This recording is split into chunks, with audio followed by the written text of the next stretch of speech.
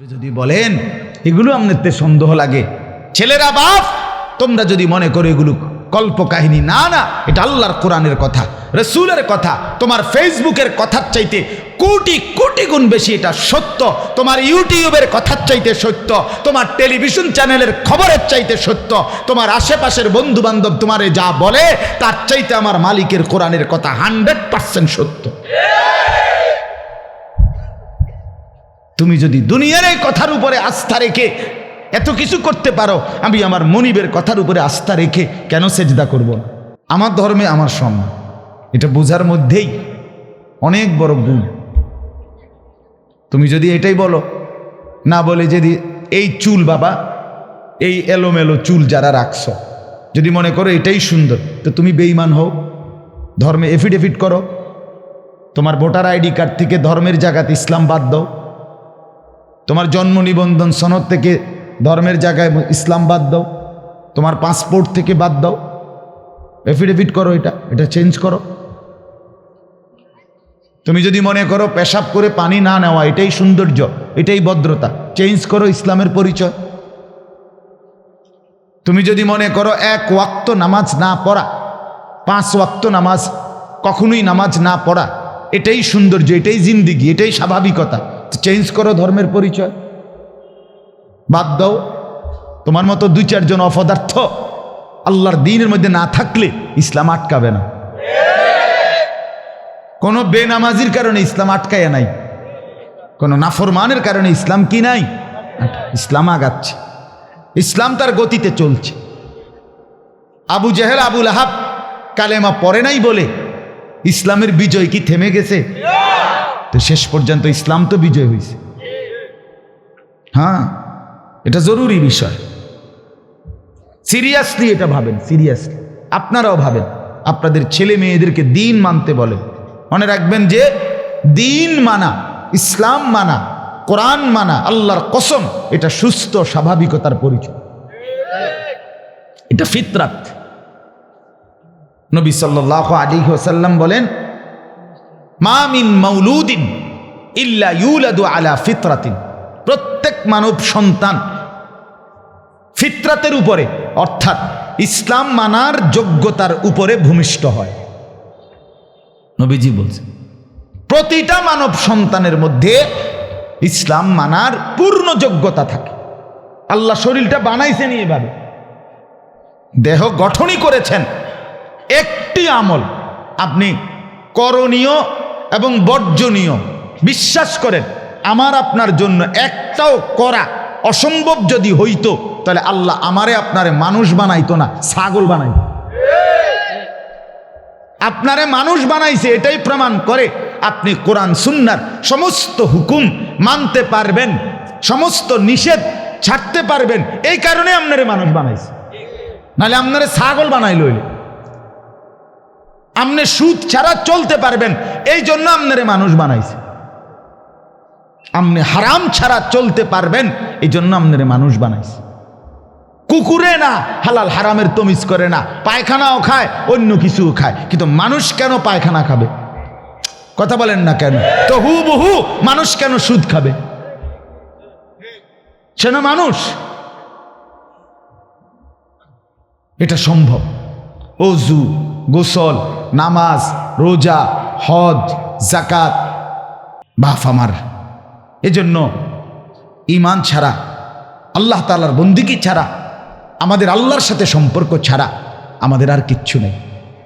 বিশ্বাস করেন, আমি অনুরোধ করছি, আমাদের কোনো জাতিসংঘ নাই, আমাদের কোনো মানবাধিকার কমিশন নাই, আমাদের জন্য কোনো হিউম্যান রাইটস মানবাধিকার সংস্থা নাই, আমাদের জন্য মুসলমানের কোনো আন্তর্জাতিক আইন নাই, মুসলমানদের জন্য কোনো ইউরোপ নাই, কিচ্ছু নাই।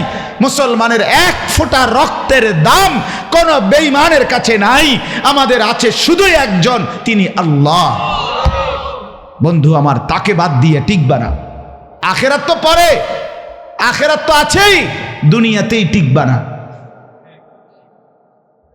এই গুনাহ, এই অশ্লীলতা, এই নাফরমানি, মা বোনদের এই বেপরদিগি, এই অসভ্যতা, ঘরে ঘরে এই টেলিভিশন, নাচ গান, নর্তকীর ছবি দেখার এই ছড়াছড়ি, পরকীয়ায় আসক্ত নারী, স্বামী নাই, স্বামী দূরে হয়তো একটু, স্ত্রী পরকীয়ায় আসক্ত, স্বামী নিজ স্ত্রী হালালকে বাদ দিয়ে অন্য নারীতে আসক্ত। অত অসভ্যতা, এত নোংরামি, জোয়ান বুড়োর এত নাফরমানি কোনো সমাজ, কোনো জাতিকে নিরাপত্তা দেয় না। বিসমিল্লাহির রহমানির রহিম।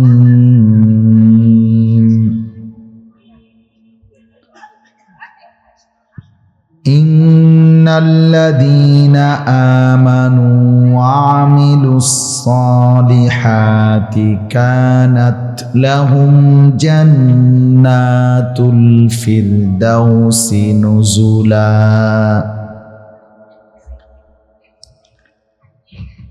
خالدين فيها لا يبغون عنها حولا قل لو كان البحر مدادا لكلمات ربي لنفد البحر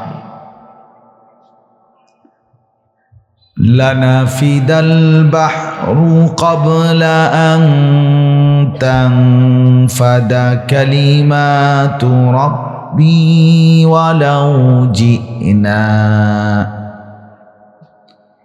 ولو جئنا بمثله مددا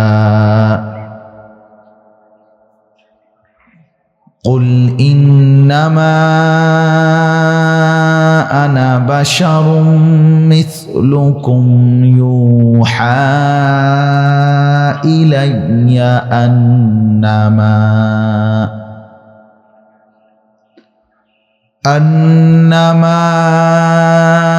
إلهكم إله واحد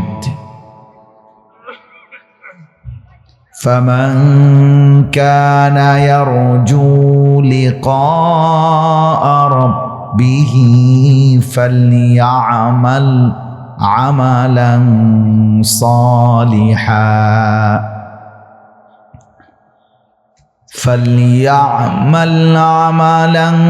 صالحا ولا يشرك بعبادة ربه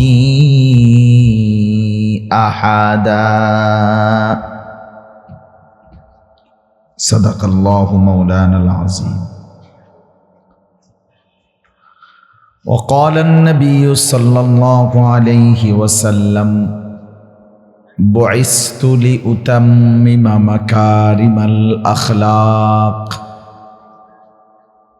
اللهم صل على محمد وعلى آل محمد كما صليت على إبراهيم وعلى آل إبراهيم إنك حميد مجيد اللهم بارك على محمد وعلى آل محمد كما باركت على إبراهيم وعلى آل إبراهيم إنك حميد مجيد سبحانك لا علم لنا إلا ما علمتنا إنك أنت العليم الحكيم الحمد لله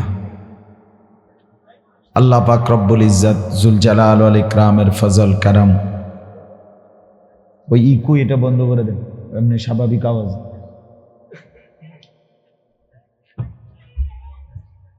রব্বুল আলামিনের অপরিসীম ইহসান, মেহেরবানি, দয়া, আল্লাহ তাআলা আমাদেরকে আজ 9 নভেম্বর 2023 রোজ বৃহস্পতিবার কুমিল্লা জেলা দাউদকান্দি উপজেলাধীন উত্তর শতানন্দী মধ্যপাড়া বাইতুস সালাম জামে মসজিদ কমিটির উদ্যোগে আজকের এই 13তম বার্ষিক ওয়াজ মাহফিলে আল্লাহ তাআলা আমাদেরকে আসবার বসবার জমা হওয়ার তৌফিক দান করেছেন। এজন্য সকলেই বলি আলহামদুলিল্লাহ। মুআজ্জাজ মুহতারাম হাজিরিন, পবিত্র কোরআনুল কারীমের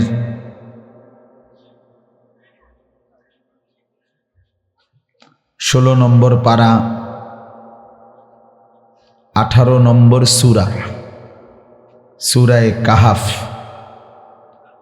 এই সূরার শেষ 4টি আয়াত 107, 108, 109, 110, এই 4টি আয়াত আমি এইমাত্র আপনাদের সামনে তেলাওয়াত করেছি। ইনশাআল্লাহ অল্প একটু সময়, এটুকু সময়ের মধ্যেই এই 4টি আয়াতকে সামনে রেখে সামান্য কিছু কথা আমরা আরজ করতে চাই। আল্লাহ তাআলা আমাদেরকে তৌফিক দান করেন।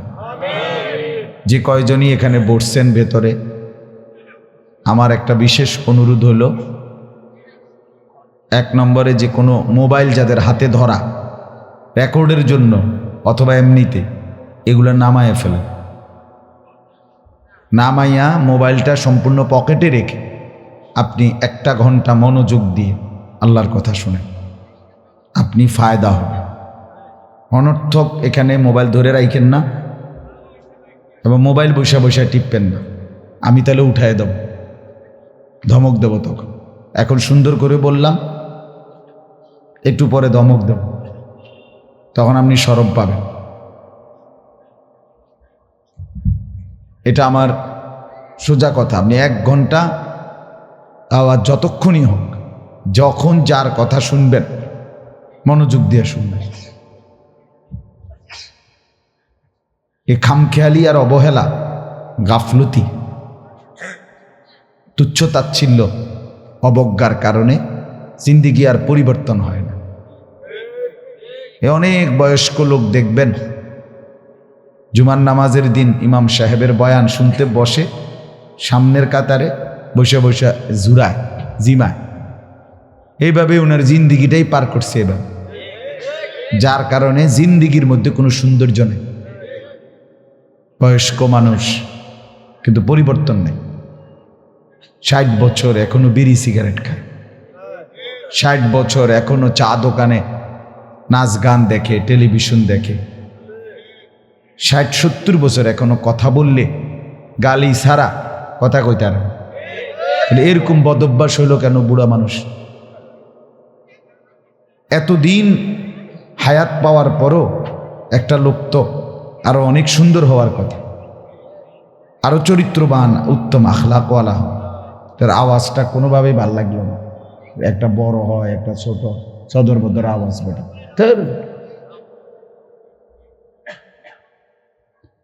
এই জন্য এটা আপনার জরুরি, এটা বুঝার ব্যাপার, বাস্তবতা এটা, যে একজন বয়স্ক লোক সে সৌন্দর্যময় হবে না কেন? আল্লাহ তাআলা যাকে লম্বা হায়াত দিছেন তার তো অনেক সুন্দর হয়ে যাওয়ার কথা।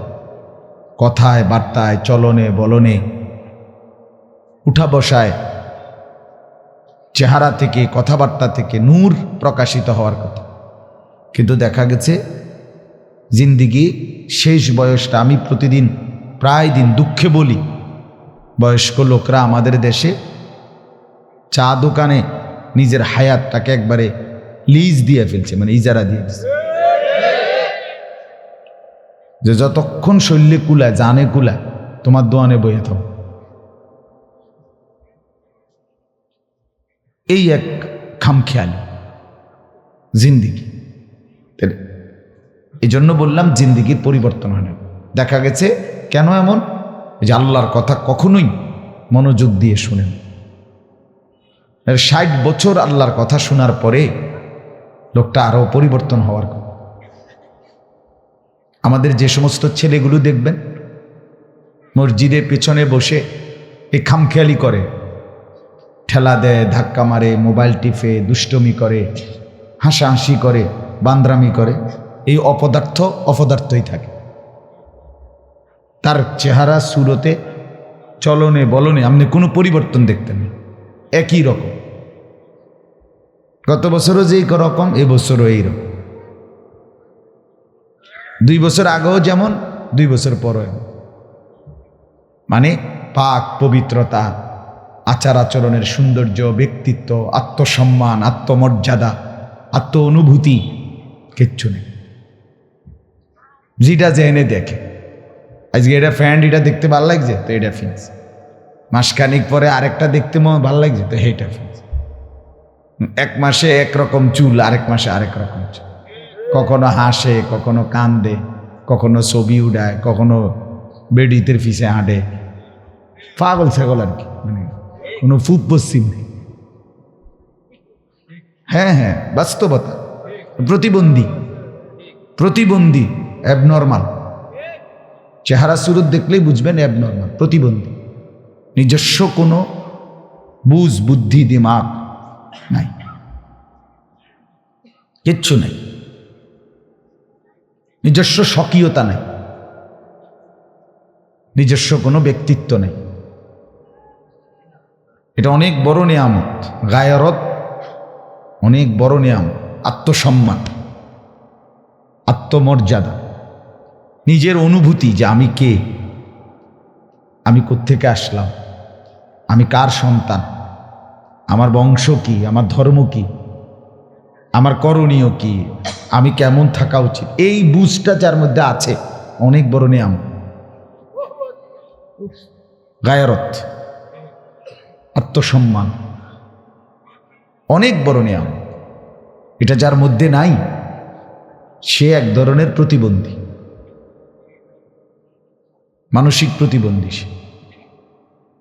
আমি আমার উদাহরণস্বরূপ আমি আমার যুক্তি দেখালাম যে আমি যেই টুপি পরি, রাসূলুল্লাহ সাল্লাল্লাহু আলাইহি ওয়াসাল্লাম এবং সাহাবায়ে কেরাম, পরবর্তী যুগের সর্বযুগের নেককাররা, দিনদাররা মাথায় টুপি পরতেন। আমার চুল চতুর্দিকে সমান, এদিকে বাড়া, এদিকে বাড়ানো, এদিকে বাড়ানো না। তো সাহাবায়ে কেরাম এবং যুগ যুগ ধরে নেককাররা, দিনদার, মুত্তাকিরা এভাবে চুল রাখতেন। আমি দাড়ি রাখছি, তো রাসূলুল্লাহ সাল্লাল্লাহু আলাইহি সাল্লাম, সাহাবায়ে কেরাম এবং এই ১৫০০ বছর পর্যন্ত সমস্ত ইমানদার, মুত্তাকি, আল্লাহওয়ালারা দাড়ি রাখছে। নবীজি শত শতবার দাড়ি রাখতে, লম্বা করতে বলছে, এজন্য আমি দাড়ি লম্বা রাখছি। আমি পাঞ্জাবি গায়ে দিয়েছি। রাসূলুল্লাহ সাল্লাল্লাহু আলাইহি ওয়াসাল্লাম, সাহাবায়ে কেরাম, পরবর্তী নেককাররা যুগ যুগ ধরে পাঞ্জাবি গায়ে দিয়েছে। আমার পরনে লুঙ্গি, নবী সাল্লাল্লাহু আলাইহি সাল্লাম ইন্তেকাল পর্যন্ত আজীবন লুঙ্গি পরিধান করছে। সাহাবায়ে কেরাম লুঙ্গি পরছে, যুগ যুগ ধরে নেককাররা লুঙ্গি পরছে। আমি মেসওয়াক ব্যবহার করি, নবী সাল্লাল্লাহু আলাইহি ওয়াসাল্লাম আজীবন মেসওয়াক ব্যবহার করছে, সাহাবীরা ব্যবহার করছে। নবীজির শেষ পৃথিবী থেকে বিদায় নিছে যখন, ইন্তেকালের দিন আম্মা জান আয়েশা রাদিয়াল্লাহু তাআলা আনহা ওনার বুকে মাথা রেখে নবীজি ইন্তেকাল করছে, ওই সময়ও নবীজি শেষ মেসওয়াক করছে। তাহলে আমার এটার পিছনে আমার যুক্তি আছে, কারণ আছে। আমি আতর ব্যবহার করি, রাসূলুল্লাহ সাল্লাল্লাহু আলাইহি সাল্লাম বলছেন 3টি জিনিস দুনিয়াতে আমার সবচেয়ে প্রিয়, তন্মধ্যে একটা হলো আত্মীব, আতর, সুগন্ধ। আমি টয়লেট পেপার ব্যবহার করি, রাসূলুল্লাহ সাল্লাল্লাহু আলাইহি ওয়াসাল্লাম সর্বসময় পবিত্র, এই যে পরিচ্ছন্ন মানুষের জন্য আপনার ঢিলা কুলুপ ব্যবহার করার কথা নিজেও বলেছেন, নিজেও করেছেন। সাহাবীরা, নেককাররা সর্বযুগে ঢিলা কুলুপ ব্যবহার করছে। তাহলে আমি একটা কথার কথা বললাম, আমি আমার অবস্থার ব্যাখ্যা দিলাম। আর তুমি বলো একটা যুবক, তুমি যে এই চুল রাখলা এটা কারে অনুসরণ করে, মানে কি কারণে পছন্দ হইল এটা? আমারটা তো আমি যুক্তি দিলাম, আপনি তা এদেরকে বলেন তোমরা যে হাফ হাফ শার্ট বা গেঞ্জি গায়ে দিলাম, মনে করি এটা যুক্তি কি? কি সৌন্দর্যের কারণে? এটা কিভাবে সৌন্দর্য প্রমাণিত হয়েছে? তুমি যে 3 মাসের মধ্যে 3 রকমের চুল বদলাইলা, এটার কারণটা কি? তুমি সুস্থ, স্বাভাবিক? তুমি 6 বছরের মধ্যে প্যান্ট বদলাইলা কয় রকম, এটা কি স্বাভাবিকতা? তো অস্বাভাবিক, এ তো অসুস্থতার লক্ষণ। এর হলো নিজস্ব কোনো বুদ্ধি বিবেচনা, নিজস্ব কোনো অনুভূতি, নিজস্ব কোনো ব্যক্তিত্ব নাই। বেঈমান যেটা সাজায় দেয় আমিও সেটা সাজি, এই হলো তো, এটা তো বেগায়রত। এ তো বেগায়রত। আত্মসম্মান, আত্মপরিচয় যার নাই, এটা তার পরিচয়। কথা বুঝছেন? হ্যাঁ, সারা পৃথিবী অন্য রকমের সাজুক, আমি আমার রসুল সাহাবায়ে কেরামের মতো নিজেকে সাজাই না। আমারটার পিছনে আমার যুক্তি আছে, তোমারটার মধ্যে তুমি যুক্তি দেখাও। যেই চুলের সাথে, মনে করেন একটা ছেলে, এই যে আমাদের এখন যেই ছেলেরা চুল এদিকে বাড়ানো, এদিকে বাড়ানো, এদিকে বাড়ানো, এবং একদম সাইডটা একদিকে সমান করে মাঝখানে পাখির বাসার মতো চুল রাখে, এই অপদার্থ চুল, তুমি একটা ছেলে এখানে যে কয়জন বসছো তোমরা কও, এটার সাথে তোমার বাবা, দাদা, তোমার বংশ, তোমার গ্রাম, তোমার গোত্র, তোমার সমাজ, তোমার দেশ, তোমার কোরআন, তোমার রসুল, তোমার আল্লাহ, তোমার এলাকার ওলামায়ে কেরাম, কারোর সাথে এটার লগে মিল নেই। তো তুমি এটা কই থেকে আনলা? না, তোমার মন গড়া পরে, আগে যে তোমার নিজস্ব কোনো বুদ্ধি আসেনি বা বিবেচনা, আত্মসম্মান আছে কিনা এটা আগে দেখে। হে তো কিছুই চেনে না, তাই না চেনে বাপ, না চেনে দাদা, না চেনে সমাজ, না চেনে বংশ, না চিনে দেশ, না চিনে এলাকা, না চিনে কোরআন, না হাদিস, না আল্লাহ চিনে, না রসুল চিনে। এটা কি? এটা মানুষ না পায়জামা? এটা তো মানুষ না প্লাস্টিক? বলে আপনি বলে দেখেন, হাসবে। এর মানেই হলো প্রতিবন্ধীর লক্ষ্য। এটা মেইন প্রতিবন্ধী কিনা এটার মেইন প্রমাণ। আপনি বলবেন গুনার কথা, হে হাসবে। কেউ তুমি খারাইয়া মতো হে হাসতে হাসতে যাইব, বুঝে গেল এই মানসিক সমস্যা। হ্যাঁ, এ প্রতিবন্ধী, অসুস্থ, এ স্বাভাবিক না, স্বাভাবিক না। এটা বড় গুরুত্বপূর্ণ, বড় গুরুত্ব। একটা ছেলে স্বাভাবিক 16 বছরের মানুষ, 18 বছর বয়স্ক একটা ছেলে স্বাভাবিকভাবে রাস্তার পাশে দাঁড়াইয়া পেশাব করে নিজে নিজে হাঁটতে হাঁটতে যাইতেছে, বুঝতেই হবে সে নিশ্চিত প্রতিবন্ধী। এ সুস্থ স্বাভাবিক। যদি স্বাভাবিক 6 মাসের বাচ্চাও যদি স্বাভাবিক থাকে, সুস্থ থাকে, হে পেশাব করলে চিৎকার দেয়, হাফ প্যান্ট বদলানো। 16 বছরের দামরা এ হাফ প্যান্ট বদলায় না, প্যান্ট বদলায় না, এটা বোঝা গেল এটা কি? অসুস্থ। হ্যাঁ, তার ব্রেনের সমস্যা, তার মাথার সমস্যা। নাহলে আপনারা দেখেন না যে ছোট বাচ্চা যে পেশাব করে দিলে হাফ প্যান্ট বদলানে লাগিয়া চিৎকার শুরু করে কিনা? বলেন তো কেন এরম করে? বোঝা গেল মানুষের ফিতরাত, স্বভাবজাত, মানুষের সৃষ্টিগত বৈশিষ্ট্য, সে নাপাক নিয়ে থাকে না, সে পেশাব নিয়ে হাঁটে না। এই জন্য 6 মাসের বাচ্চাও চিৎকার করে, 1 বছরের বাচ্চাও চিল্লায় তার হাফ প্যান্ট বদলাও। তার মাকে চিৎকার করে বলে, মা আমার হাফ প্যান্ট বদলায়। আর তুমি 18 বছরের একটা ছেলে, একদিনে 5 বার পেশাব করলে, একবারও পানি নিলা না, এই যে প্রতিবার পেশাবের ফোঁটা তোমার প্যান্টে জমা, এটা কোনো পুরুষের সৃষ্টিগতভাবে প্রস্রাব একবারে শেষ হয় না। একেবারে সুস্থ যদি হয়, বলে একদম জোয়ান, একদম সুস্থ, একবারে কুস্তিগির বেটা, এরপরও পেশাবের সৃষ্টিগতভাবেই এমনভাবে পুরুষের যে তার প্রস্রাব একবারে শেষ হয় না, 2, 4, 5 ফোঁটা এরপরও থেকে যায়। এজন্যই ঢিলাকুলুক। এই জন্যই টিস্যু পেপার ব্যবহার করতে হয়, এই জন্যই একটু অপেক্ষা করতে হয়। তাহলে এইটা যেহেতু সে করে না, তাহলে তো প্রত্যেকবার তার প্যান্টের মধ্যেই পেশাবের ফোঁটাগুলো জমা হইতেছে। তাহলে এতডি মুত লইয়া যে হাঁটে, এতে পাগল না তো কি? এটা ছাগল না তো কি? এটা এই জন্য বন্ধু আমার কথা কাটছা। প্রতিবাদ যদি ভিন্ন যুক্তি থাকে তুমি বলো, আমি শুনতে রাজি। বিকল্প যদি না বলে না এটা আপনার কথা যৌক্তিক না, তো ঠিক আছে, যৌক্তিকটা তুমি কও, এর ভিন্নটা তুমি বলো, আমরা শুনতে রাজি। এই জন্য আমরা এই যে কয়জন ছেলে বসছো ভাইয়া, তুমি নিজেকে সুস্থ প্রমাণ করো, স্বাভাবিক প্রমাণ করো। তুমি নিজেকে ভেবে দেখো তোমার নিজস্ব কোনো আত্মমর্যাদা আছে কিনা।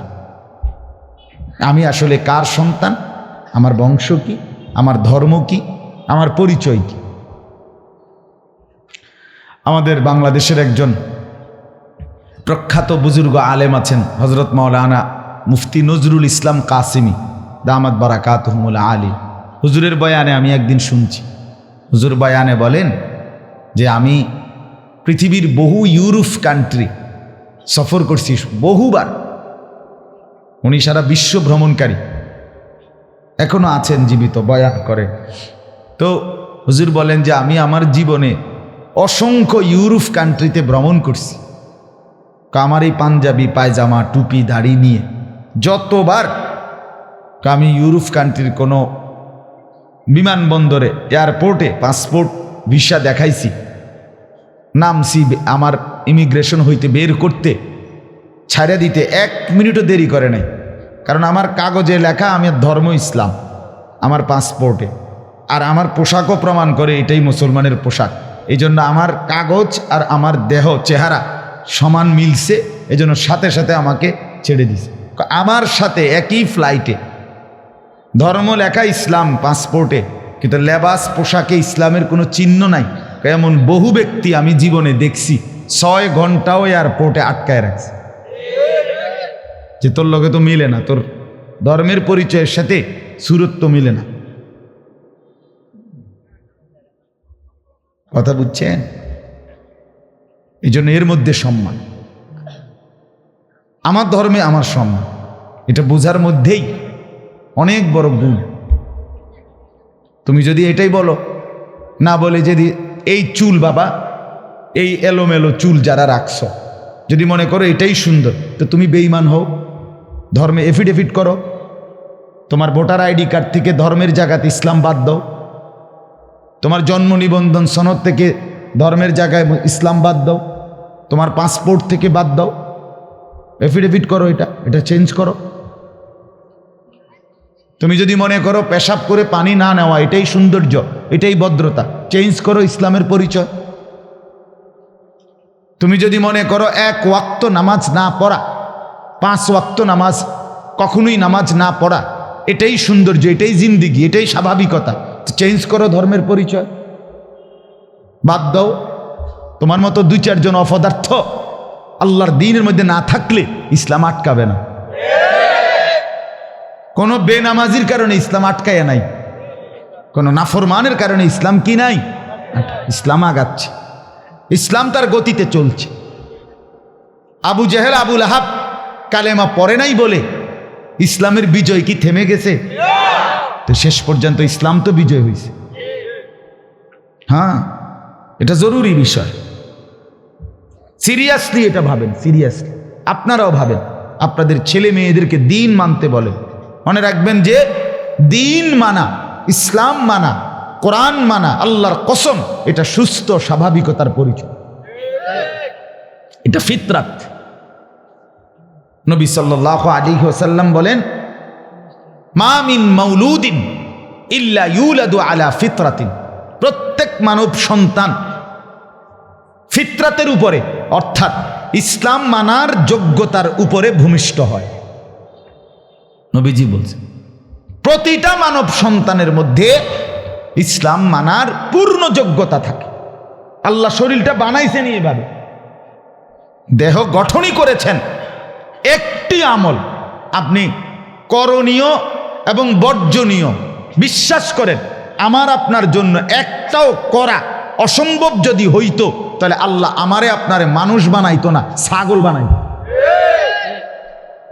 আপনারে মানুষ বানাইছে, এটাই প্রমাণ করে আপনি কোরআন সুন্নাহর সমস্ত হুকুম মানতে পারবেন, সমস্ত নিষেধ ছাড়তে পারবেন।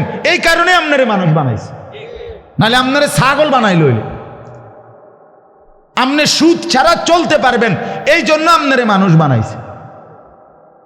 আপনি হারাম ছাড়া চলতে পারবেন, এই জন্য আপনারে মানুষ বানাইছে। কুকুরে না হালাল হারামের তমিজ করে না, পায়খানাও খায়, অন্য কিছুও খায়, কিন্তু মানুষ কেন পায়খানা খাবে? কথা বলেন না কেন? তো হুবহু মানুষ কেন সুদ খাবে? সে না মানুষ। এটা সম্ভব। ওযু, গোসল, নামাজ, রোজা, হজ, যাকাত। ওই ছেলে, ওই তোমরা ওইখানে বসে কি করো? এদিকে এদিকে আসো, এদিকে আসো। এই বেটা,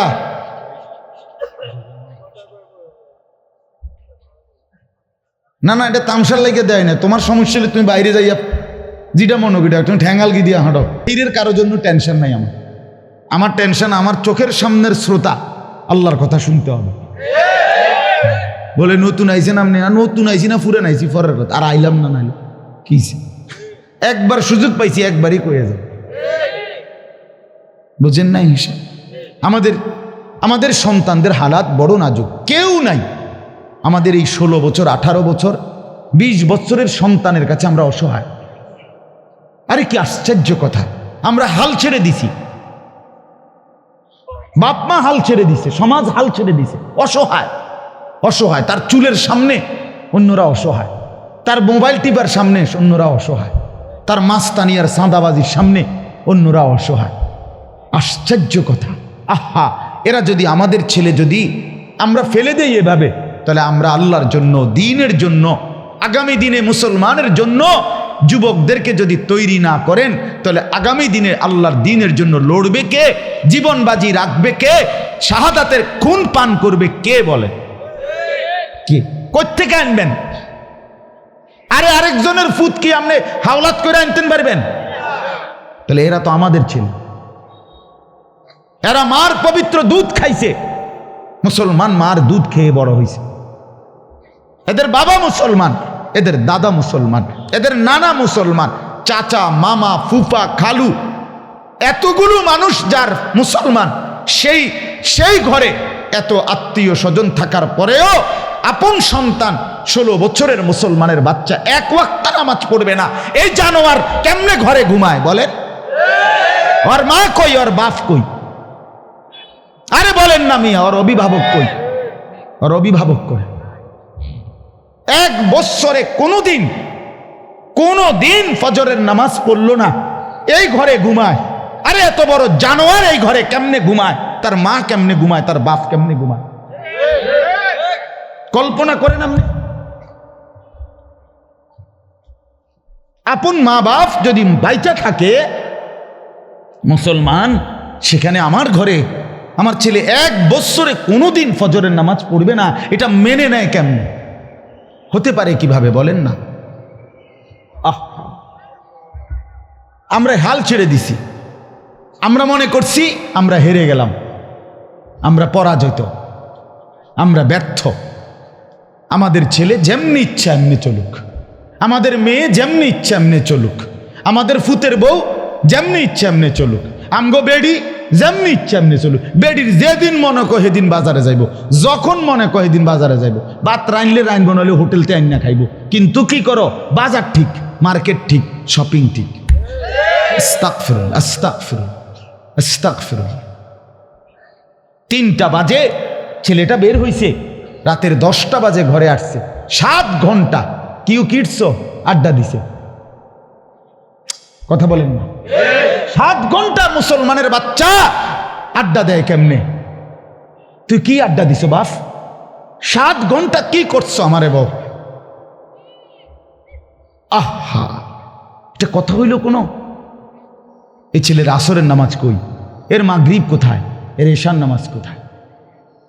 এর মা যে ভাত দিচ্ছে জিজ্ঞাসা করলো না যে বাপ আসর কই পড়ছো, মাগরিব কই পড়েছ, এশার নামাজ কই পড়ছো?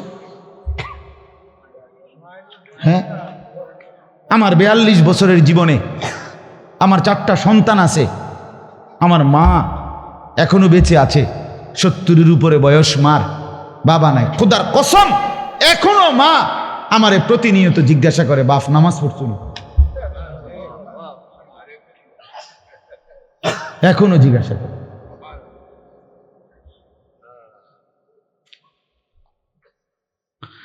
এটা তো জরুরি, আমরা ছেড়ে দিই। এই জন্য বাপ রাগ হইও না। আমার অর্থ হইল তোমগরে বলার কেউ নেই বন্ধু, কেউ না বললে মানুষ নষ্ট হয়ে যায়।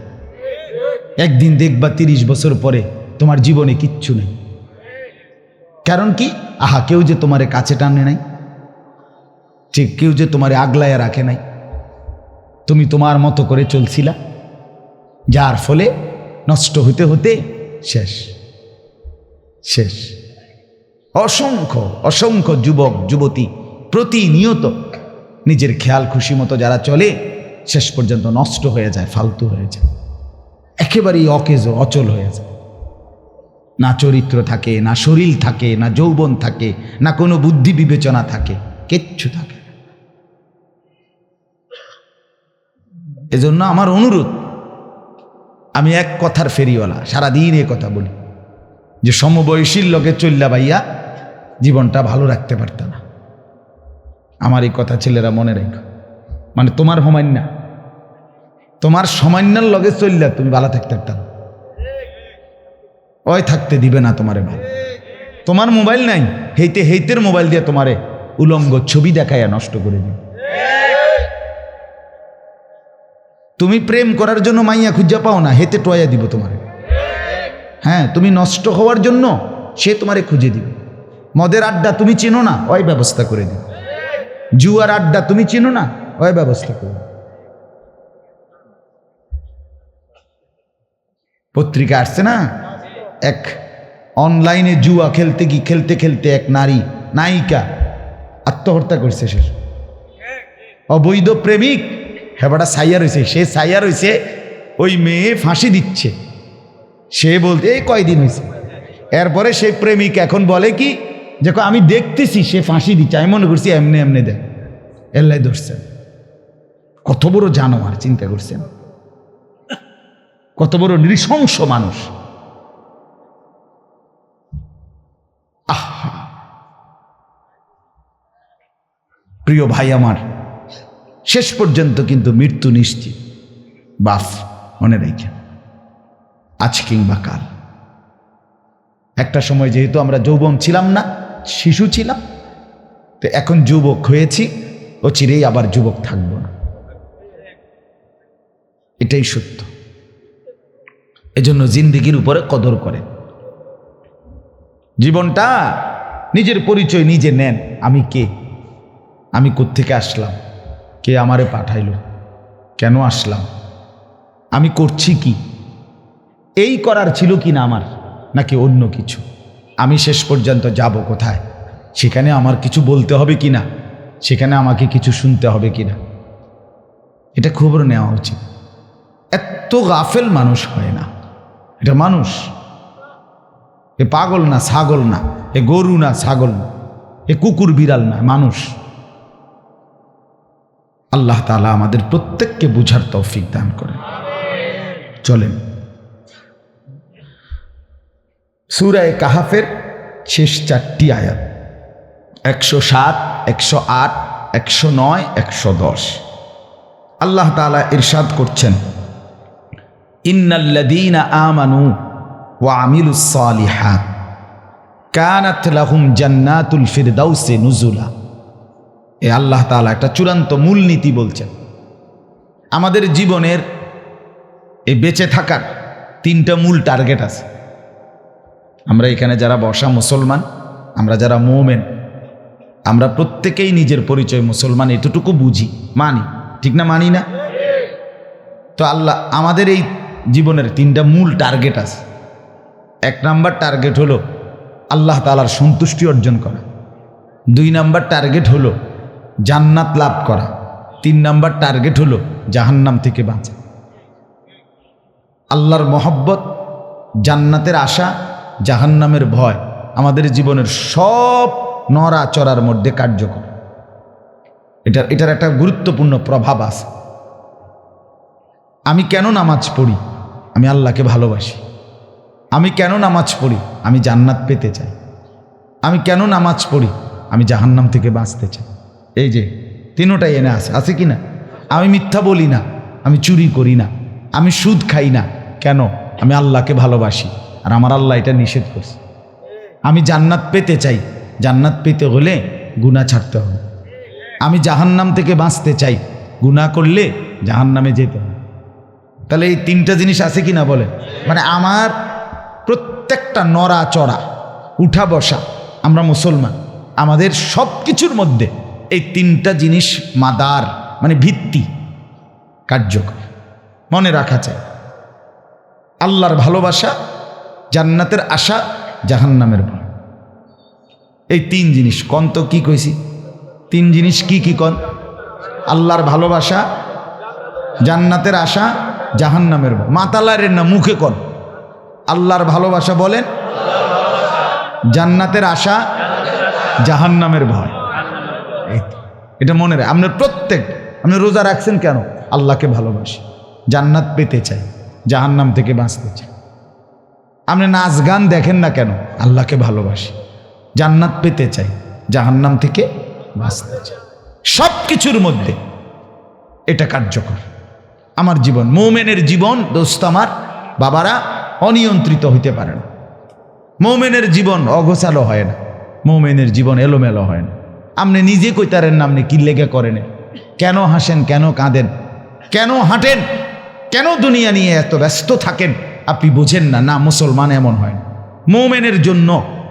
মুসলমানের জন্য বেওকুফ থাকা না জায়েজ। মুসলমান মূর্খ হইতে পারবে না। কোনো মুসলমান এ কথা বলার সুযোগ নাই যে আমি মূর্খ মানুষ। না না, আল্লাহর নবী বলছেন তলাবুল ইলমে ফরিদাতুন আলা কুল্লি মুসলিম। প্রত্যেকটা মুসলমানের উপরে, নারী পুরুষ, গ্রামের হোক আর শহরের হোক, ছোটবেলায় পড়ছেন না না পড়ছেন, আপনি সরু সরিয়া জানেন না না জানেন, এটা কোনো দেখার বিষয় না। আপনি কি টিপসই দেন না দস্তখত করেন, এটা দেখার বিষয় না। আপনি কোরআন সুন্নাহ সম্পর্কে প্রয়োজন পরিমাণ এলেম আপনার আমল করার জন্য এতটুকু সম্পর্কে জ্ঞানী হওয়া, জানা আপনার উপরে ফরজ। আপনি বইয়া বইয়া সিহন আলাপ করলে হইতো না। ছোটবেলায় পড়ছি না, এই সময় বুঝছি না, আব্বা কইছিল, আসলে এই সময় এত গুরুত্ব দিছি না, সংসার বড় আসিল, এ কারণে কামে লাগাইয়া দিছে, ছোট বয়সে বিদেশ ফাটাইয়া দিছে। এসব ফাঁক না আলাপ করলে হইতো না, এসব তামসার কথা করলে হইতো না। না, আপনার বয়স 90 বছর না 900 বছর হোক, আপনাকে আল্লাহর কোরআন শেখা আপনার প্রয়োজনীয়। একজন আলেম যা জানে আপনি এদূর জানার দরকার নেই। কথা বুঝেন নাই?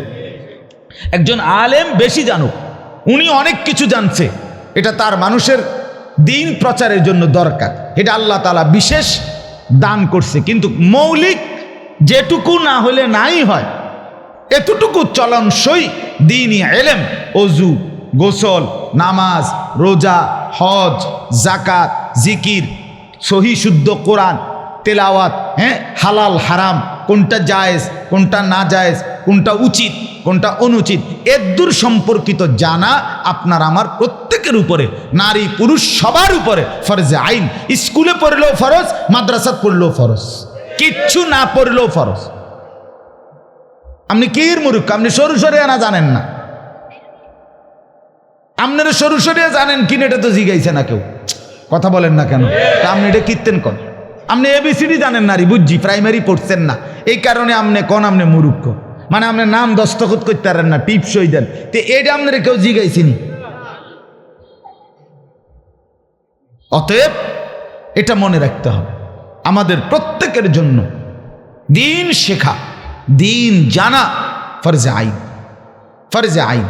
তো আল্লাহ তাআলা বলেন, যে 3টা কথা বললাম, আল্লাহর ভালোবাসা, জান্নাতের আশা, জাহান্নামের ভয়। এখন এইটা অর্জন, এই তিনটা অর্জনের উপায় কি? আল্লাহর ভালোবাসা মিলবে কিভাবে? জান্নাত মিলবে কিভাবে? জাহান্নাম থেকে বাঁচবো কিভাবে? দুই জিনিসের বরকতে। কয় জিনিসের বরকতে? এক, পরিপূর্ণ ঈমান। দুই, পরিপূর্ণ নেক আমল। সহজ কথা। ইন্নাল্লাযীনা আমানু, নিশ্চয়ই যারা পরিপূর্ণ ঈমানদার হয়েছে, ওয়া আমিলুস সালিহাত, সবগুলো নেক আমল করেছে। নেক আমল দুই অংশে ভাগ, দুই ভাগে বিভক্ত। নেক আমল এক, কিছু করণীয়, এটাও নেক আমল, কিছু বর্জনীয়, সেটাও নেক আমল। দুইটা মিললে নেক আমল হয়। সবগুলো নেক আমল, অর্থাৎ একজন লোক যদি পূর্ণ দিনদার হইতে হয়, ফরহেজগার হইতে হয়, তাকে নামাজ যেমন পড়তে হবে, এটা যেমন নেক আমল, মিথ্যা বলবে না, এটাও নেক আমল। বুঝাইতে পারলাম আপনি কথাটা? আপনি নামাজ তো পড়েন ঠিক, কিন্তু ফরেন আসরের নামাজ পইরেই সালাম ফিরাইয়াই সাদওয়ানে গিয়া বিড়িটা লইয়া এরপরে আপনি টেলিভিশন সাইতে বসে যান। আর কি কয়, কি আর ভালো কিছু নাই, একটু লাইটা টেরা দাও না। এইরম বুড়া বেড়া তে বেড়া কয় আর কিছু নাই, ভালো কিছু নাই। আশ্চর্য কথা, কি পরিমাণ বেহায়া মানুষ। আর কিটা ভালো কি দেখাইতো আমাদের? মানে হইল যেডি নাচতেছে এতে উনার হয় না, আরো জঘন্য নাচ আসেনি, সেটা দেখাও। নাহলে কি লাইরা কি দেখাইতো এটা ভিত্তে বলেন? এজন্য মনে রাখতে হবে প্রত্যেককেই, ও আমিলুস সালিহাত, আল্লাহ তাআলা বলেন পূর্ণ ঈমানদার যে হলো এবং সবগুলো নেক আমল করলো, সবগুলো নেক আমল। নামাজ আপনাকেই পড়তে হবে, রোজা আপনাকেই রাখতে হবে, হালাল আপনাকেই খাইতে হবে, গুনাহ আপনাকেই ছাড়তে হবে, নাজায়েজ কাজ আপনাকেই ত্যাগ করতে হবে। আপনি সুদ খাইতে পারবেন না, আপনি ঘুষ খাইতে পারবেন না, আপনি মিথ্যা বলতে পারবেন না, আপনার ঘরে রঙিন টেলিভিশনে নাচ গান চলতে পারবে না, আপনার স্ত্রী বেপর্দা থাকতে পারবে না, আপনার ছেলে মেয়ে বেনামাজি থাকতে পারবে না। আপনি যদি বলেন যে সবই করা আমার পক্ষে সম্ভব নি, আপনারে আগে জিগাই আমনে মানুষ নি। যদি বলেন মানুষ তাইলে সম্ভব, যদি বলেন ছাগল তাইলে সম্ভব না। আমনে ফয়সালা করে। মানুষ হলে সম্ভব, মানুষ হলে কি সম্ভব। যাকে আল্লাহ মানুষ বানিয়েছেন তাকে আল্লাহ ইবাদতের জন্যই বানিয়েছেন। কথা বলেন না কেন? আল্লাহ মানুষ বানিয়েছেন কি জন্য? তাহলে বোঝা গেল সম্ভব কিনা? সম্ভব। সম্ভব না হইলে আমারে আল্লাহ তাআলা ছাগল বানাইল। আল্লাহ আমাদেরকে বুঝ দান করেন। ইন্নাল্লাযীনা আমানু ওয়া আমিলুস সালিহাত, এই নিশ্চয়ই যারা পরিপূর্ণ ঈমানদার হয়েছে, সবগুলো নেক আমল করেছে। আল্লাহ বলেন কানাত লাহুম জান্নাতুল ফিরদাউসি নুজুলা, আমি আল্লাহ তাদের অভ্যর্থনার জন্য, মেহমানদারির জন্য, নুজুলা মানে মেহমানদারি, দিয়াফা, তাদের জিয়াফতের জন্য, তাদের অভ্যর্থনার জন্য, তাদের মেহমানদারির জন্য জান্নাতুল ফিরদাউসটা রেডি করে দিলাম। রেডি করে দিলাম জান্নাতুল ফিরদাউস। এই 8টা জান্নাতের সর্বশ্রেষ্ঠ জান্নাতের নাম হলো জান্নাতুল ফিরদাউস। আল্লাহ বলেন ঈমান পূর্ণ বুঝিয়ে দাও, নেক আমল পূর্ণ বুঝাইয়ে দাও, আমি আল্লাহ জান্নাতুল ফিরদাউস তোমারে বুঝাইয়ে দেব। এবং সেটা মেহমানদারি হবে আমার, নুজুলা, আমার মেহমানদারি। জান্নাতুল ফিরদাউসে আমার মেহমানদারি চলবে তোমার উপরে। তার মানে তুমি চাইবা তো আমি দেব, বিষয়টা এদ্দুর না। তুমি চাইবাই কদ্দুর, তুমি জানোই কিতা, তুমি নাম কইবা কয়ডার। তোমারে যদি ফেরেশতা বলে জান্নাতি ফলের নাম কোন, কি কি ফল খাইবেন, আমনে নলে 10টা ফলের নাম কইতেন পারবেন। জান্নাতি তো 10টার বেশি নাম বলতে পারবেন না, অথচ জান্নাতে তো কোটি কোটি ফল দেওয়ার পরেও আল্লাহ বলবে ওয়ালাদাইনা মাজিদ, আমার কাছে আরো আছে,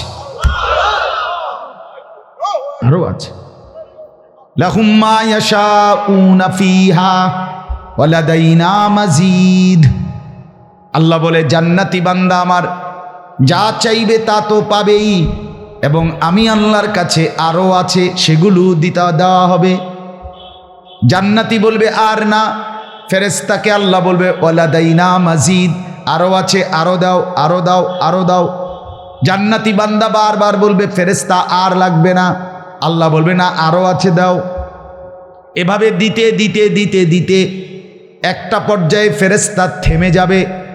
আল্লাহ বলবেন ফেরেশতা আরও আছে, আরও দাও। এবার ফেরেশতা কিছুই আর দেখবে না, বলবে আল্লাহ এবার তাইলে কি দিবেন? রব্বুল আলামিন বলবেন ফেরেশতা আমার 70,000 নূরের পর্দা সরিয়ে দাও, এবার জান্নাতি সরাসরি আমি আল্লাহকেই দেখবে। ইলা রব্বিহা নাযিরাহ, সরাসরি দেখবে। 70,000 বছর এক পলকে জান্নাতি রব্বে করিমের দিকে তাকিয়ে থাকবে। সুবহানাল্লাহ। পুরা জান্নাত ভুলে যাবে, হুর ভুলে যাবে, জান্নাতের ফল ফলাদি খাদ্য পানীয় সব ভুলে যাবে আল্লাহর দিদারের সঙ্গে। দিদারের সঙ্গে আপনি যদি বলেন এগুলো আপনাদের সন্দেহ লাগে, ছেলেরা বাপ তোমরা যদি মনে করো এগুলো কল্প কাহিনী, না না, এটা আল্লাহর কোরআনের কথা, রসুলের কথা, তোমার ফেসবুকের কথার চাইতে কোটি কোটি গুণ বেশি এটা সত্য, তোমার ইউটিউবের কথার চাইতে সত্য, তোমার টেলিভিশন চ্যানেলের খবরের চাইতে সত্য, তোমার আশেপাশের বন্ধু বান্ধব তোমারে যা বলে তার চাইতে আমার মালিকের কোরআনের কথা 100% সত্য। তুমি যদি দুনিয়ার এই কথার উপরে আস্থা রেখে এত কিছু করতে পারো, আমি আমার মনিবের কথার উপরে আস্থা রেখে কেন সেজদা করব? কথা বলেন। আমার শায়েখ আরিফ বিল্লাহ হাকিমুন নফস আল্লামা মুফতি মুশতাকুন নবী কাসিমি হযরত বলেন যে হে যুবক, আজকে তুমি গুনাহ, অশ্লীল ছবি, নাচ গান দেখে যদি মজা পাও, আল্লাহর কসম আমরা সেজদা দিয়ে তার চাইতে কোটি গুণ বেশি মজা পাই, কোটি গুণ বেশি। আজ তুমি রাস্তার নারী দেখো, সিনেমার নর্তকী দেখো, আমরা জান্নাতে একসাথে 70,000 হুর একসাথে দেখব। দেখো তুমি দেখে শেষ করে লাও, এখানে দেখে শেষ করে ফেল। ছেলেরা দেখে ফেল, দেখে ফেল। দিন নাই, রাত নাই, সকাল নাই, দুপুর নাই। আহা, কার মেয়ে দেখছো, কার নারী দেখছো, কার স্ত্রীকে দেখছো, কোন নায়িকাকে দেখে কি কল্পনা করছো? আস্তাগফিরুল্লাহ। যে তোমার হাতে মিলবে না, যারে ছুইলা না, ধরলা না, কেন জীবন নষ্ট করে দেয়া, কেন চরিত্র নষ্ট করে দেওয়া? নিজের মোবাইলের টাকাগুলোও যাচ্ছে, নিজের শরীরের যৌবনের গুরুত্বপূর্ণ শক্তি, শৌর্য, বীর্য তাও নষ্ট হইতেছে। নিজের হাত হারাম কাজে ব্যবহার হইতেছে, নিজের শরীর হারাম কাজে ব্যবহার হইতেছে। সারা রাত উলঙ্গ ছবি দেখে আমার মুসলমানের ঘরে ঘরে সন্তান সারা রাত নর্তকীর নাচ আর ছবি দেখে সারা রাত বেহায়া বেশরমের মতো নাপাক দেহ নিয়ে ঘুমায়া থাকে। 8টা বাজে 9টা বাজে উঠে। আহা, এই অবস্থায় যদি খোদার গজব পড়ে তোর উপরে, এই অবস্থায় যদি খোদার লানত পড়ে তোর উপরে, আর যদি কোনোদিন ঘুম না ভাঙ্গে, হ্যাঁ, আর যদি কোনোদিন ঘুম না ভাঙ্গে, কথা বলেন না? গত কিছুদিন আগে যে একবার, গত 1 বছর 2 বছর আগে তুরস্কে ভূমিকম্প হয়েছিল ভোর রাত্রে শেষ অংশে, তো সারা রাত যারা যেভাবে ঘুমিয়ে আছে এরকম অগণিত মানুষ ওই অবস্থায় কবরে চলে গেছে না? কথা বলেন না? তো 20 লক্ষ মুসলমান, 20 লাখ মুসলমান মাত্র 1 মাসে ইসরায়েলের ইহুদি বেঈমানদের অবিরত বোমার আঘাতে 20 লক্ষ মুসলমান গাজা উপত্যকায় একটি ভিটা, একটি বসত বাড়ি আর আজ নাই, দাদা একটা ঘর নাই, একটা ঘর। 20 লাখ মানুষের মাথার আশ্রয় নাই, পানি নাই, বিদ্যুৎ নাই, জ্বালানি নাই, কিচ্ছু নাই। বন্ধু বাপ আমার, আমাদের গুনাহ আমাদেরকে অনেক বড় খেসারত দিতে হবে। ছেলেরা আমার, মনে রাখো, তোমাদের এই 1 ওয়াক্ত নামাজ পড়তে মন না চাওয়া, এটা পুরা জাতিকে মুসিবতে ফেলবে, শুধু তোমাকে না। তোমাদের এই উলঙ্গ ছবি দেখা আর মোবাইল নিয়ে ব্যস্ত থাকা, এটা পুরা জাতিকে কষ্ট দিবে। একদিন তোমার হাতেও ভিক্ষার থালা উঠবে, মনে রাখো। যার হাতে যত টাকা ব্যয় হচ্ছে, এমবি, এগুলো কারো না কারো উপার্জিত টাকা। হয় তোমার বাবার, নয় তোমার ভাইয়ের, নয় তোমার। তুমি যেমনি হোক রোজগার করতে গিয়ে কিন্তু ঘাম ঝরানো একটা টাকা, প্রতিটা টাকার মধ্যে ঘাম আছে, আছে কিনা বলেন না কেন? তো ঘাম ঝরানো সেই টাকা তুমি 2 আঙ্গুল দিয়ে টিপ্পা শেষ করে ফেলতেছ, এইভাবে অবিরত। আহা, এভাবে তো রাজার ধনও ফুরায় যায়, এভাবে তো 7 রাজার ধনও কি হয়ে যাবে? ফুরায় যায়। এই জন্য অনেক ছেলে বলছো, বাপ আমি অনুরোধ করছি, বড় মোবাইল প্রয়োজনের জন্য, শুধু যার যেটুকু দরকার, একান্ত দরকার ছাড়া বিনা কারণে সারাক্ষণ এই নারী ছবি, অশ্লীল দৃশ্য, এই ফালতু কাজে বন্ধু হাত জোড় করে অনুরোধ করছি ব্যবহার করো না।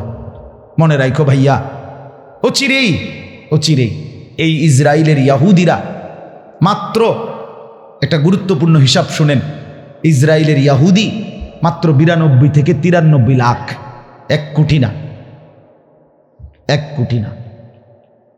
মুসলমান 180 কোটি, 180 কোটি মুসলমান সারা পৃথিবীতে প্রতিবাদ জানাচ্ছে, বিক্ষোভ মিছিল করছে, স্লোগান দিচ্ছে।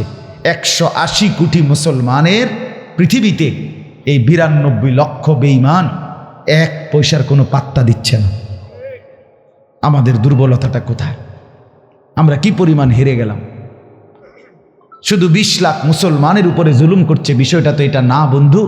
আমরা 180 কোটি মুসলমানের, আমাদের প্রত্যেকের সাথেই তো উপহাস করছে। প্রতিটা বোম, প্রতিটা বিমান হামলা, আল্লাহর কসম আমার আপনার গায়ের উপরেও তো পড়ছে। মায়ের রক্তে জমিন ভেসে গেছে, মাসুম বাচ্চার রক্তে জমিন গড়াগড়ি খাচ্ছে। আপন বাপ, আপন মা ফিলিস্তিনের মধ্যে নিজের বাচ্চার হাতের মধ্যে, পায়ের মধ্যে রশি বাঁধিয়ে দিতেছে, যেন মৃত্যুর পরে লাশের সারি থেকে নিজের বাচ্চাটাকে আলাদা বের করে নিতে পারে। এই যে মাসুম সন্তান, মনে করেন এই ছোট্ট বাচ্চার মা, যার বাপ যদি তার রক্তে মাখা লাশ দেখে, তো সেই মার কেমন হবে অবস্থা, বাবার অবস্থা? যেখানে বাচ্চার একদিন জ্বর হইলে মা বাপ অস্থির হয়ে যায়, সেখানে রক্তে ভাসতেছে জন্য। আমরা ফেরা দরকার, আমরা ফেরা দরকার বন্ধু। 92 লাখ কাফেরের অত্যাচারে আজকে এই 20 লাখ মুসলমানের বসত ভিটা, ঘর বাড়ি কিচ্ছু নাই। প্রতিদিন অকাতরে মুসলমান মরে যাচ্ছে, শহীদ হচ্ছে, রক্ত ঝরছে।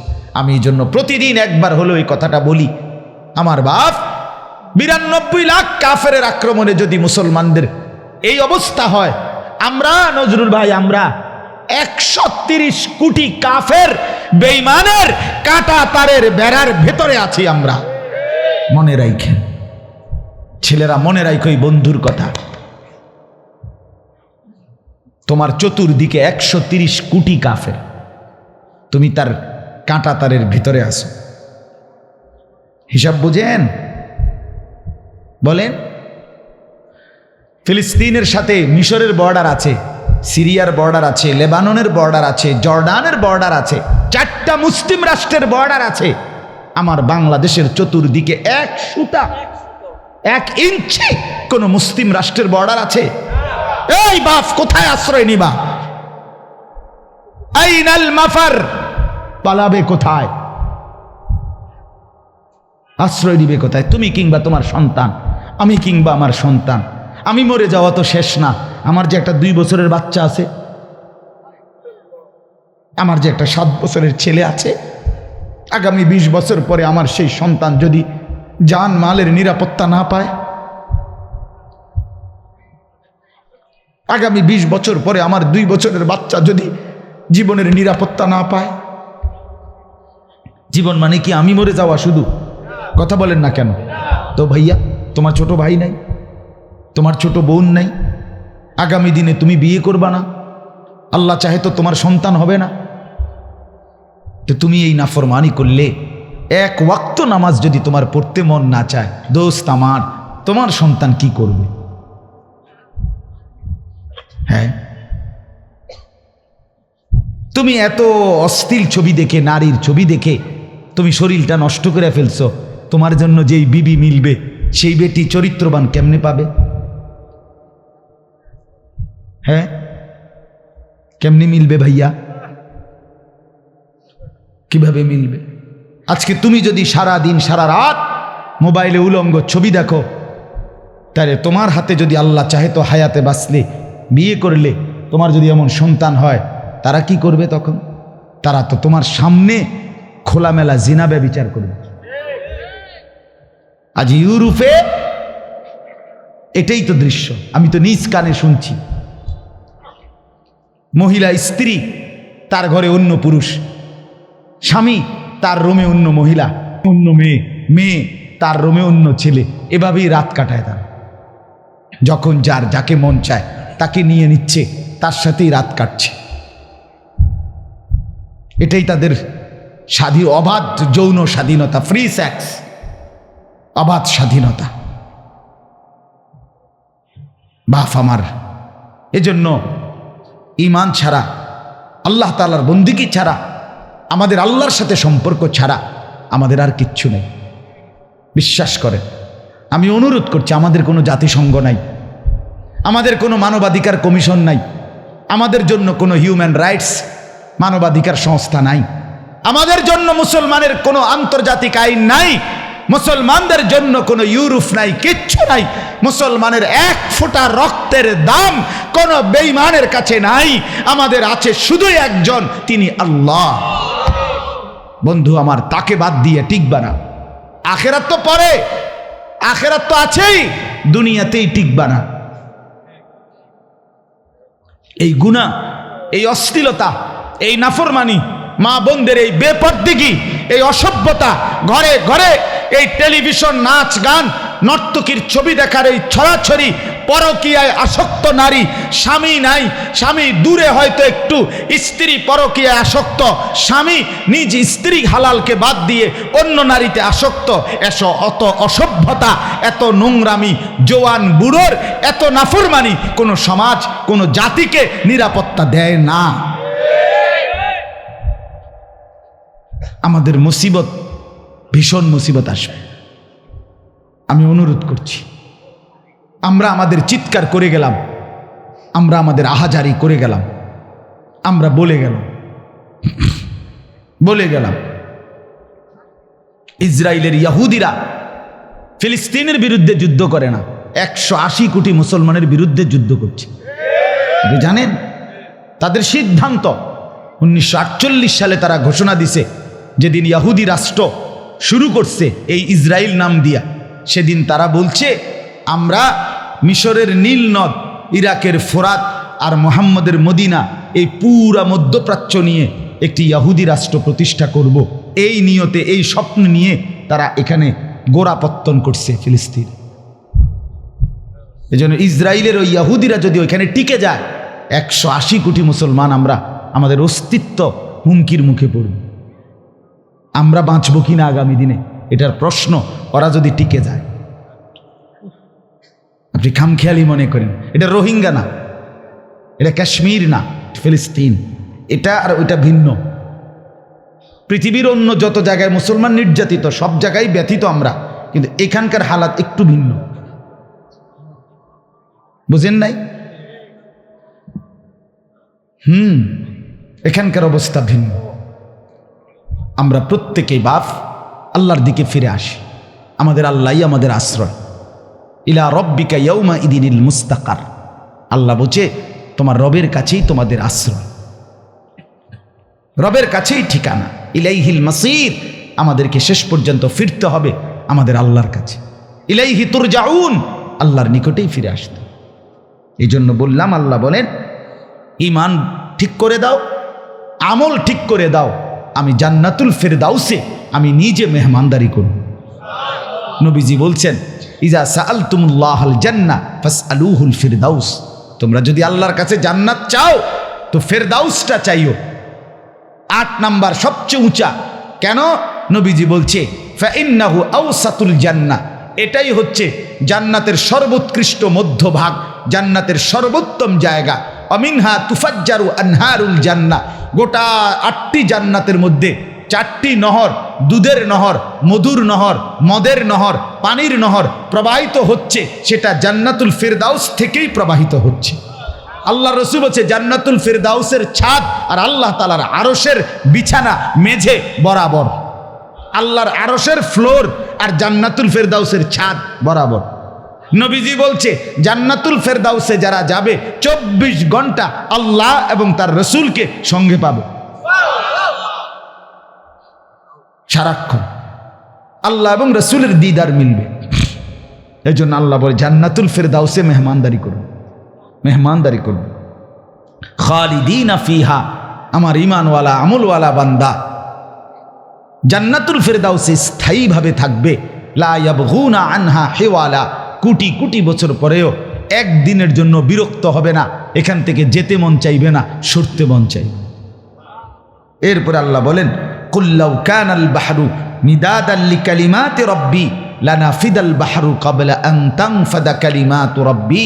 হে নবী, আপনি বলে দেন, ও দুনিয়াবাসী, তোমরা আমার আল্লাহর কথা, আমার আল্লাহর সম্মান, আমার আল্লাহর মর্যাদা, আমার আল্লাহর আয়াতের বিশ্লেষণ, আমার দ্বীনের ব্যাখ্যা, আমার আল্লাহর প্রশংসা যাই করতে চাও, তার জন্য যদি পৃথিবীর সমস্ত সাগরের পানিকে কালি বানাইয়া আল্লাহর প্রশংসা, আল্লাহর গুণকীর্তন, আল্লাহর কোরআনের ব্যাখ্যা, আল্লাহর এক এক শব্দের বিস্তারিত আলোচনা লিখতে চাও, তাহলে সব সাগরের পানি শেষ হবে, কিন্তু আল্লাহর একটি কথার ব্যাখ্যা শেষ হবে না। এত বড় মহামহিম সত্তা যিনি, তিনি আল্লাহ। অতএব আল্লাহ বলেন কুল ইন্নামা আনা বাশারুম মিসলুকুম ইউহা ইলাইয়া আন্নামা ইলাহুকুম ইলাহুম ওয়াহিদ।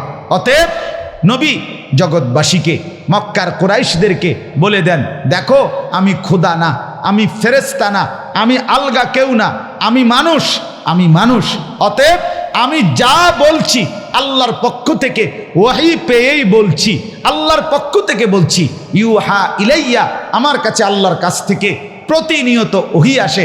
অতএব আমার চূড়ান্ত শেষ আখিরি সমাধানমূলক কথা তিনটা। কয়টা?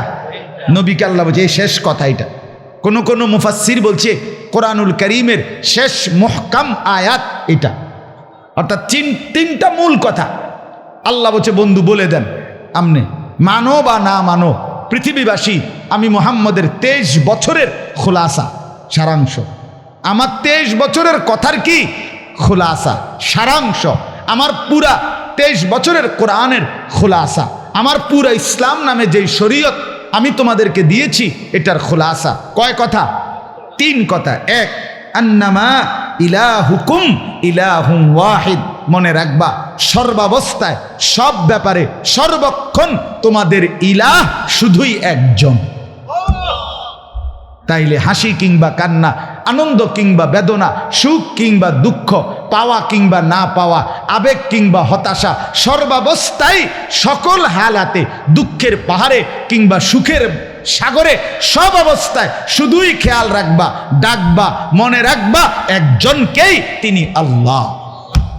অতএব 75 বছরও যদি ফিলিস্তিনের মুসলমান নির্যাতিত হয়, আরো যদি 150 বছরও সময় লাগে, মনে রাখতে হবে আমাদের সহায়, আমাদের আশ্রয় শুধুই আল্লাহ। আল্লাহ। এরপরে 2 নাম্বার, ফামান কানা ইয়ারজু লিকা রাব্বিহি ফালিয়ামাল আমালান সালিহা। দ্বিতীয় কথা হইল, অতএব তোমরা যারা যারা আখিরাতে আল্লাহর সাক্ষাৎ পেতে চাও, আল্লাহর কাছ থেকে বিনিময় পেতে চাও, আল্লাহর কাছ থেকে জান্নাত পেতে চাও, জাহান্নাম থেকে বাঁচতে চাও, তোমরা 2টি কাজ করো। এক, ফালিয়ামাল আমালান সালিহা, অবশ্যই সবগুলো নেক আমল করতে থাকো। আর ওয়ালা ইউশরিক বিইবাদাতি রাব্বিহি আহাদা। দ্বিতীয় কথা হলো, কোনো অবস্থাতে, কোনো বন্দিগিতে, কোনো ইবাদতে, অজু, গোসল, নামাজ, রোজা, হজ, জাকাত, জিকির, তেলাওয়াত, তাসবিহ, দান, সাদাকা, উমরা, গুনাহ ত্যাগ, সব ব্যাপারে কোনো কিছুতে আল্লাহর সাথে কাউকে শরীক করো না। গুনাহ ছাড়ো আল্লাহর জন্য, নেকি করো আল্লাহর জন্য। আল্লাহ। এই 3 কথা। 1, সর্বাবস্থায় আমাদের ইলাহ কয়জন? 2, সর্বাবস্থায় নেক আমল করতে থাকা। 3, সব আমল আল্লাহর জন্য করা, আল্লাহর জন্য করা। ইখলাসের সাথে সবগুলো নেক আমল শুধুই আল্লাহকে মেনে করতে থাকো, জান্নাতুল ফেরদাউস আমি নিজে বুঝাই দেব। অতএব বাপ আমার, বন্ধু আমার, আজকে শেষ কথা এটা, আমরা আপনাদের কাছে অনুরোধ করছি, আমাদের সমাধান আমাদের আল্লাহর কাছে, আমাদের শান্তি, আমাদের স্বস্তি, আমাদের নিরাপত্তা। বিশ্বাস করেন বাপ, আমরা না যেভাবে নাফরমানি শুরু করছি, আমাদের উপরে মুসিবত আসবে, আমাদের উপরে বিপদ আসবে। আজকে একবার শুনেন ফিলিস্তিন, কখনো শুনেন কাশ্মীর, কখনো শুনেন রোহিঙ্গা, কখনো শুনেন বসনিয়া, চেচনিয়া, হার্জেগোভিনা, সোমালিয়া, কসোভা, কত জায়গায় মুসলমান নির্যাতিত। যদি কোনোদিন বন্ধু এই নামগুলোর সাথে আমার দেশের নাম ওঠে, হতে পারে না, না কথা বলেন না, হতে পারে না, না। আজ যেমন আমরা শুনতেছি তাদের খবর, এমন কি হতে পারে না একদিন তারা শুনবে আমাদের খবর? হ্যাঁ, 1947 সালে, 1947 ইংরেজিতে ব্রিটিশ যখন চলে যায়, তখন আপনার একদিকে হিন্দুস্তান আরেকদিকে পাকিস্তান, এটা ভাগ করে দিয়ে গেছে। কিন্তু কাশ্মীর সংখ্যাগরিষ্ঠ মুসলমানের একটি প্রদেশ, ইন্ডিয়ার পাশে, সেটার ব্যাপারে ব্রিটিশ আমলে সমাধান দিয়ে যায় নাই। এই যে ব্রিটিশ গেছে, খোদার কসম, আজকে ৭৬ বছর কাশ্মীরের মুসলমানরা শাহাদাত বরণ করছে, আল্লাহর রাস্তায় জিহাদ করছে, এখনো তাদের স্বাধীনতা অর্জিত হয়, মুসলমান নিরাপত্তা পায় না। 1948 সালের 14ই মে ইসরায়েলের ইহুদিরা এই মুসলমানের জমিতে এই রাষ্ট্রটি গঠন করে, ইহুদি রাষ্ট্র, সেদিন থেকে মুসলমানদের উপরে জুলুম শুরু করছে। আজকে 75 বছর ফিলিস্তিনের মুসলমানরা রক্তই দিচ্ছে, শুধু এই নতুন মরতেছে না, পেছনের থেকেই এভাবেই জীবন দিচ্ছে, শহীদ হচ্ছে, আজও কোনো সমাধান হয়। 1964 ইংরেজিতে সর্বপ্রথম বার্মা, এই আজকে যেটাকে মিয়ানমার বলে, ওইখানে আরাকানে রোহিঙ্গা মুসলমানরা প্রথম নির্যাতন শুরু হয়েছে তাদের উপরে 1964 সালে। আজকে 59 বছর, 2023 পর্যন্ত এখনো তাদের ভাগ্যে কোনো সমাধান আসে নাই, সমাধান আসে নাই। এই যে 2017 সালে আমরা সারা দেশ থেকে টাকা পয়সা ওই এই পারে যারা চলে আসছিল মজলুম মুসলমান রোহিঙ্গা দিয়ে আসছিলাম, আজকে তো 6 বছর, কই তারা কি আর ঘরে ফিরতে পারছে? তাদের এখনো তো সেই তেরফাল, এখনো তো সেই আপনার তেরফাল টাঙ্গাইয়া মানবেতর জিন্দিগি এই বাচ্চা কাচ্চা নিয়ে জীবন কাটাচ্ছে। কি অপরাধ তাদের? অপরাধ একটাই, তারা মুসলমান। আমার বন্ধু, এজন্য আমি আবার বলছি, যুবক ভাইরা, যদি একবার গোট দিয়ে আমরা পড়ে যাই, এরপর উঠতে কষ্ট হয়ে যাবে। বন্ধু আমার, এটা মনে রাখো, একবার যদি পড়ে যাই গোট দিয়া, আরেকবার উঠতে কি হয়ে যাবে? হ্যাঁ, এই যে এখনো তারা উঠতে পারতেছে না, কেউ 75 বছর, কেউ 80 বছর, কেউ 60 বছর, উঠতে পারছে না। বিজয় আসবে, কোনো সন্দেহ নাই, জীবন বাজি রাখবে, মুসলমান জিহাদ করবে, শেষ পর্যন্ত সমাধান। এই এখন যা চলছে, হামাস মুসলিম মুজাহিদরা নিজেদের জীবন বাজি রেখে আল্লাহর রাস্তায় জিহাদ করছে, এটাই সমাধান। এখনো সমাধান এটা, আগামী 100 বছর পরেও সমাধান এটাই, এটাই আল্লাহর রাস্তায় জীবন বাজি রাখা, আল্লাহর জন্য নিজের জীবনকে উৎসর্গ করার সিদ্ধান্ত থাকা। অতএব আমি অনুরোধ করছি, আমরা প্রত্যেকেই, আমরাও খাতারিন আজিম, বড় বিপদে আছি। আমাদের ছেলেদের অবস্থা বেতাল, আমাদের মেয়েদের অবস্থা বেহাল, আমাদের মা বোনদের অবস্থা বেহাল। মুসলমানের ঘরে এলাকায় রাতের 2টা পর্যন্ত শুনবেন ঘরে ঘরে হাইটা রঙিন টেলিভিশনের আওয়াজ। মুসলমানের ছেলে আপন মা বাপ পাশের রুমে, এই পাশে সারা রাত মোবাইলে উলঙ্গ ছবি দেখে। মেয়ে, মুসলমানের মেয়ে, লাখ লাখ মেয়ে সারা রাত ভিন ছেলের সাথে কথা বলে। দোস্ত আমার মাফ করবেন, শুধু কথা বলে না, নিজের শরীর উলঙ্গ করে অন্য ছেলেকে দেখায়। হ্যাঁ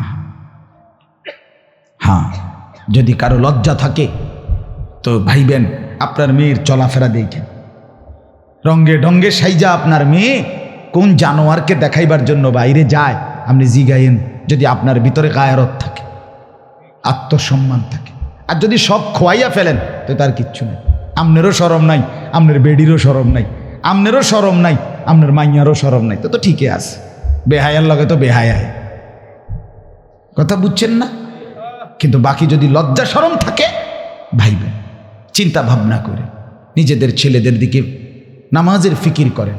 আমার ছেলেরা, আমার বাপ, সর্বশেষ আবারও অনুরোধ করছি, তোমরা যেই ছেলেরা তোমাদের এই চুল বাইয়া, এই স্বাভাবিক চুল না, এদিকে বড়, এদিকে বড়, এদিকে বড়, আমার অনুরোধ দোস্ত, আমার প্রিয় ভাই, আমার হাত জোড় করে বলি, এগুলা ইয়াহুদিদের কাটিং। এই যারা এখন মুসলমানদেরকে মারছে, কসম খোদার, এটা তাদের বানানো, এটা তাদের সরবরাহ করা। আজকে তোমার মাথা কিনে নিছে, যার মাথা বিক্রি করে দেয় সে সব শেষ। এই জন্য আমার অনুরোধ রইল, যদি মার পবিত্র দুধ, মুসলমান মায়ের দুধ কেউ খেয়ে থাকো, যদি বাবা মুসলমান বাবার হাতে বড় হয়ে থাকো, তাহলে আমার অনুরোধ ছেলেরা ভাইয়া, যাদের চুল এরকম এলোমেলো, প্রতিবাদের অংশ হিসাবে এই চুল কাইটা ফেলো, সমান করো চতুর্দিকে, তাইলে বেঈমানরা বুঝবে।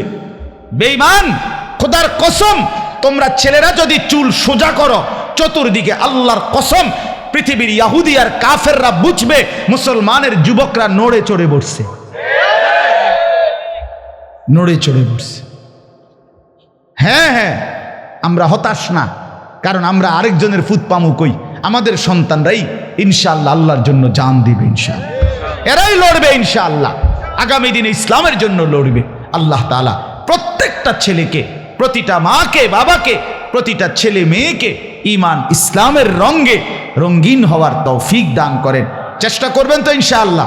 একটা অনুরোধ করি, অনুরোধটা হলো, কয়েকজন যুবক ভাই নিয়ত করে একটু দাঁড়াও না, যে আমরা এই চুল কাইটা ফেলব, এই যাদের চুল বড় বড়, আমরা দোয়া করে দিই, অনেক আলেম আছে, দাঁড়াও হিম্মত করে, মাশাআল্লাহ, আল্লাহ আপনি কবুল করেন। দাঁড়াও ভাই, দাঁড়াও, দাঁড়াও, এটা প্রতিবাদ হবে ইনশাআল্লাহ।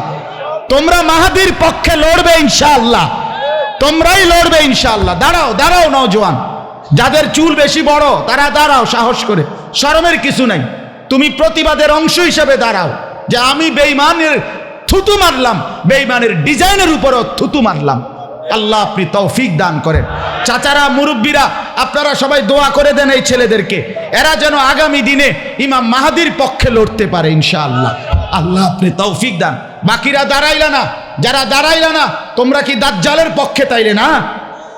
বলো বলো ছেলেরা, যারা দাঁড়াইতে পারলা না, তোমরা কি দাজ্জালের পক্ষে কিনা? বলো পরিষ্কার। দাঁড়াও, দাঁড়াও, হিম্মত করো, দাঁড়াও। আল্লাহ আপনি তৌফিক দান করেন। পাক্কা নিয়ত করো দোস্ত, তামাশা হিসাবে নিয়ত না। এটা আমাদের প্রতিবাদ, এটা আমাদের কি বলে না, এটা আমাদের প্রতিবাদ। ইনশাআল্লাহ, ইনশাআল্লাহ জিতবে ফিলিস্তিন। আমরা সবাই বলি, জিতবে কে? সবাই বলেন, জিতবে কে? আরো জোরে, আরো জোরে। জোর হলো না, সবাই মিলে এক আওয়াজে, জিতবে কে? জিতবে কে? জিতবে কে? হারবে কে? ইসরাইল। হারবে কে? হারবে কে? হারবে কে? ইনশাআল্লাহ ফিলিস্তিন জিতবে। আল্লাহ আমাদেরকে তৌফিক দান করেন। ফিলিস্তিন আমার, ফিলিস্তিন আমার। মার্কিন এবং ইসরায়েলি পণ্য বর্জন করবেন, বর্জন করবেন। লাক্স সাবান ব্যবহার করবেন না, ফেয়ার অ্যান্ড লাভলি ব্যবহার করবেন না, সার্ফ এক্সেল ব্যবহার করবেন না, পেপসি, 7 আপ, কোক খাবেন না। থুতু মারি তোদের খাবারের উপরে, থুতু মারি তোদের পণ্যের উপরে, বেঈমান।